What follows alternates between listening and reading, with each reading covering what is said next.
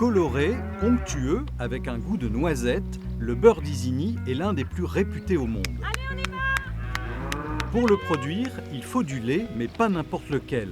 Celui des vaches de race normande qui pâturent entre le Cotentin et le Bessin. Elle mange essentiellement de l'herbe, c'est vraiment le premier aliment. Elle pâture minimum 7 mois dans l'année, mais c'est plus généralement 8 chez nous. Et il y a un complément de maïs s'il n'y a pas suffisamment d'herbe.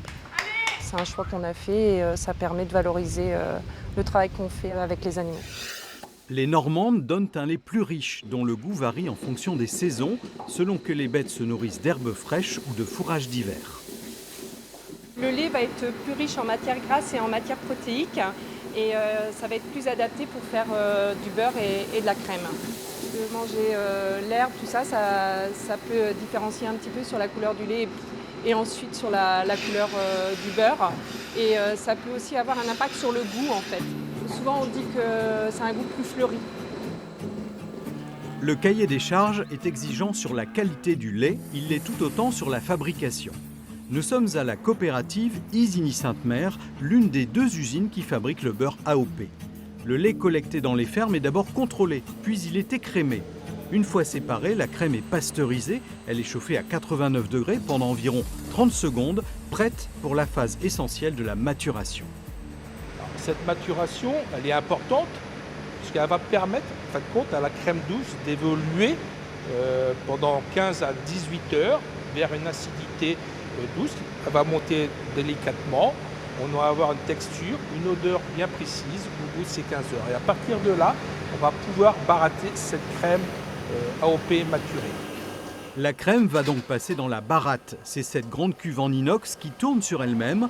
À l'intérieur, grâce au mouvement des éléments mécaniques, la crème va progressivement se décomposer avant de se transformer en beurre. On va agiter la crème dans la baratte. Au bout d'une demi-heure, 3/4 d'heure, on va voir apparaître la chantilly, les grains de beurre et le bas beurre. Alors évidemment, nous, ce qui nous intéresse, c'est le grain de beurre. Donc on va soutirer le bas beurre. Ensuite, on va refroidir le grain de beurre et finir par le malaxage. Il va servir en fin de compte de réagglomérer les grains de beurre pour faire ce beurre que vous voyez ici dans la baratte. Vous voyez, donc c'est un beurre qui est jaune, qui est très homogène. Là, vous avez le beurre d'Isigny, il est prêt à être conditionné. Le beurre AOP d'Isigny ne contient ni arôme artificiel, ni colorant, ni conservateur. Même si l'environnement est industriel, le produit reste 100% naturel. On a une fabrication de beurre traditionnel, donc en fait, quand on fabrique d'une manière dont nos grands-mères fabriquaient le beurre, on utilise le même procédé. Par contre, pour le suivi et la commande, on utilise des moyens plus modernes qui nous permettent de faire des contrôles sur nos beurres.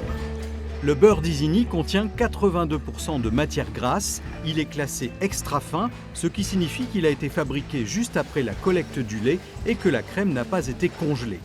Ce beurre normand s'exporte dans le monde entier. Quant à savoir s'il est doux ou salé, les deux sont possibles, c'est juste une affaire de goût.